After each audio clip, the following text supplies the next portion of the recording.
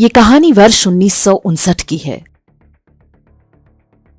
19 साल की एक अमेरिकी लड़की जिसका नाम होप कुक था, भारत घूमने आई। भारत आकर वो सीधे दार्जिलिंग गई।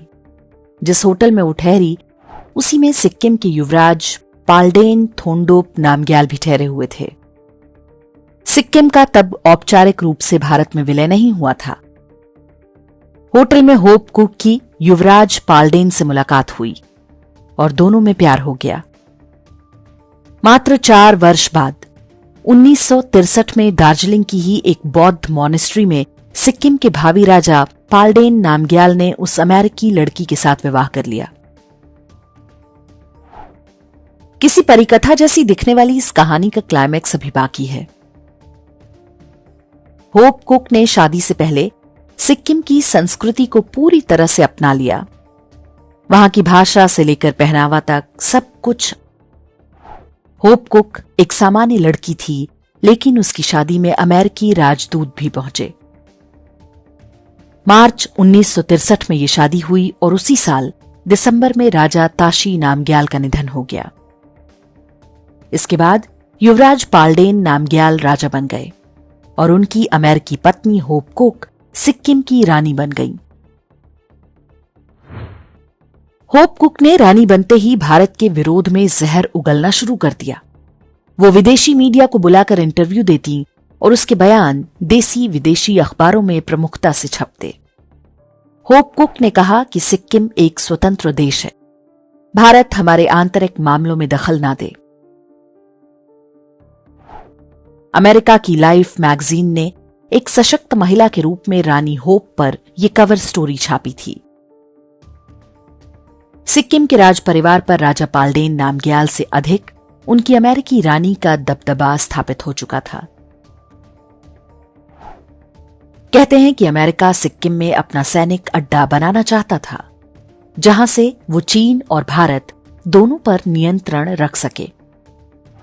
पूरे सिक्किम में अमेरिकी खुफिया एजेंसी CIA का जाल फैल चुका था, लेकिन तभी पूरा खेल चौपट हो गया। सिक्किम में उन दिनों जो कुछ चल रहा था उसके बारे में पत्रकार देवदत्त ने अपनी पुस्तक Ajit Doval on a mission में बताया है। इसके अनुसार सिक्किम की 70% जनता नेपाली थी। वे सभी भारत में विलय चाहते थे। उस समय IB के अधिकारी रहे अजीत डोवाल ने स्थानीय नेताओं से संपर्क करके राज परिवार के विरुद्ध जन आंदोलन खड़ा करवा दिया। यह असंतोष सिक्किम की राजशाही के अंत का कारण बना। भारत के समर्थन में आंदोलन तेज होते ही 1973 में होप कुक वापस अमेरिका भाग गई। राजा पाल्डेन नामग्याल से पैदा अपने 8 साल के बेटे और 5 साल की बेटी को भी छोड़ गई। अमेरिका पहुंचने के बाद उसने तलाक की प्रक्रिया शुरू कर दी। इस समय तक स्पष्ट हो चुका था कि होप कुक CIA की एजेंट थी जो अपने मिशन पर थी। जैसे ही उसे लगा कि अब खतरा हो सकता है, वो पति, बच्चे और देश छोड़कर भाग निकली। सिक्किम की यह कहानी भी लगभग उसी समय की है जब कैम्ब्रिज में राजीव गांधी एक इटालियन महिला एंटोनिया माइनो से मिलजुल रहे थे। दोनों कहानियों के बीच बहुत सारी समानताएं और बहुत सारी असमानताएं भी हैं। वो समानताएं और असमानताएं क्या हैं, ये निर्णय हम दर्शकों पर छोड़ते हैं। हमें केवल इतना कहना है कि सिक्किम के लोग समझदार थे, जो उन्होंने अपनी रानी के रूप में प्लांट कराई गई एक विदेशी महिला को समय रहते पहचान लिया। सोनिया गांधी जब आई थीं तो भारत में उनकी सबसे अच्छी दोस्त थीं स्टेरा। वे उनके पति के सबसे करीबी दोस्त सतीश शर्मा की पत्नी थीं। स्टेरा डच नागरिक थीं। राजीव गांधी जब प्रधानमंत्री थे तब सतीश शर्मा सबसे शक्तिशाली हुआ करते थे।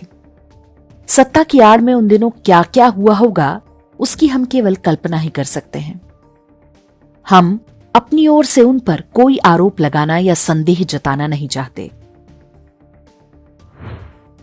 बड़े शक्तिशाली लोगों को प्रेम जाल में फंसाना या हनी ट्रैप करना विश्व भर में गुप्तचर संस्थाओं का ये सबसे आजमाया हुआ तरीका होता है।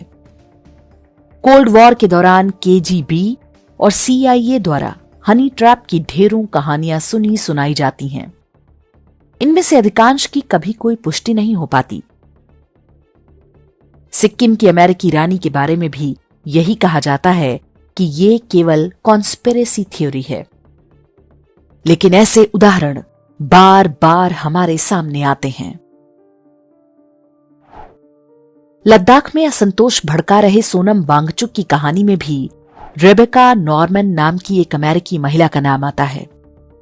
कहा जाता है कि 1992 में उसी अमेरिकी महिला के साथ मिलकर वांगचुक ने लद्दाख में शिक्षा क्रांति की, जबकि पूरे लद्दाख में 2018 तक एक भी विश्वविद्यालय नहीं था।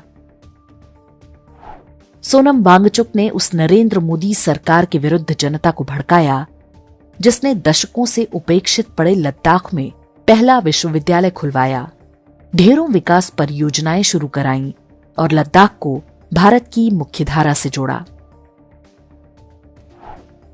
असम में कांग्रेस के मुख्यमंत्री रहे तरुण गोगोई के बेटे गौरव गोगोई की कहानी भी उसी इंटरनेशनल पैटर्न पर दिखाई देती है। भारत में उत्तर पूर्व के एक राजनीतिक परिवार का लड़का 2010 में UN हेडक्वार्टर जाता है, जहां पर वो एक ब्रिटिश इंटर्न एलिजाबेथ कोलबर्न से मिलता है। दोनों को प्यार होता है और 3 साल के अंदर शादी हो जाती है। फिर पता चलता है कि वो महिला जॉर्ज सोरोस के ओपन सोसाइटी फाउंडेशन से जुड़ी है। भारत के एक मुख्यमंत्री की बहू पाकिस्तान के एक NGO में नौकरी करती है, जिसके बारे में हर कोई जानता है कि उसे पीछे से पाकिस्तानी खुफिया एजेंसी ISI चलाती है। वर्ष 2013 में असम के मुख्यमंत्री का बेटा और उसकी बहू जब चाहे अटारी बॉर्डर से पाकिस्तान आते जाते रहे, मानो वो उनका ससुराल या मायका हो। गौरव गोगोई पहली बार 2014 में सांसद बने और लोकसभा पहुंचते ही पूछना शुरू किया कि भारत के परमाणु रिएक्टरों को यूरेनियम की सप्लाई कहां से हो रही है, मेक इन इंडिया के अंतर्गत कौन से हथियार और विस्फोटक बनाए जा रहे हैं, इस बारे में सरकार की नीति क्या है, भारतीय वायुसेना को कितने एयर स्क्वाड्रन की आवश्यकता है। 2018 में धारा 370 हटाने से ठीक पहले गौरव गोगोई ने पूछा कि कश्मीर के बारे में केंद्र सरकार की क्या नीति है। इसके अतिरिक्त भारत के जल संसाधन और नदियों के जल के रणनीतिक प्रयोग से संबंधित प्रश्न भी पूछे। गौरव गोगोई ये सब क्यों जानना चाहते थे, उस बात को छोड़ भी दें तो असली प्रश्न है कि वो कौन सा दबाव था कि उन्होंने अपने दोनों नाबालिग बेटों को हिंदू से ईसाई बनवा दिया और उनकी भारतीय नागरिकता सरेंडर कर दी। अगर कोई अंडर प्रेशर में यह काम कर रहा है, जैसे अपना बेटा का धर्म परिवर्तन, अपना बेटा का पासपोर्ट परिवर्तन, ये बहुत इजी डिसीजन नहीं होता है। अगर मुझको कोई मेरा वाइफ आके बोले कि मेरा बेटा को तुम आज you make him citizen of UK। Sikkim का युवराज हो, गांधी परिवार का कोई शहजादा हो या असम के मुख्यमंत्री का बेटा या कोई अन्य व्यक्ति, देश में क्या क्या होता रहा है ये समझना बहुत कठिन नहीं।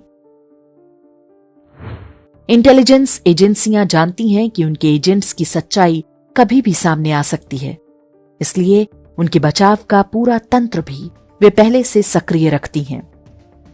जैसे ही किसी पर कोई कड़ी कार्रवाई होगी, वे इसे राजनीतिक प्रतिशोध का नाम देकर अपना प्लान B एक्टिवेट कर देंगे। ये वो ट्रोजन हॉर्स हैं जिनका मुकाबला कोई सेना, कोई सुरक्षा एजेंसी या कोई सरकार कभी नहीं कर सकती। ऐसे षड्यंत्रों का उत्तर जनता को ही देना पड़ता है, ठीक वैसे ही जैसे सिक्किम के लोगों ने दिया था, जिसके बाद अमेरिकी रानी को जान बचाकर अपने देश भागना पड़ा था।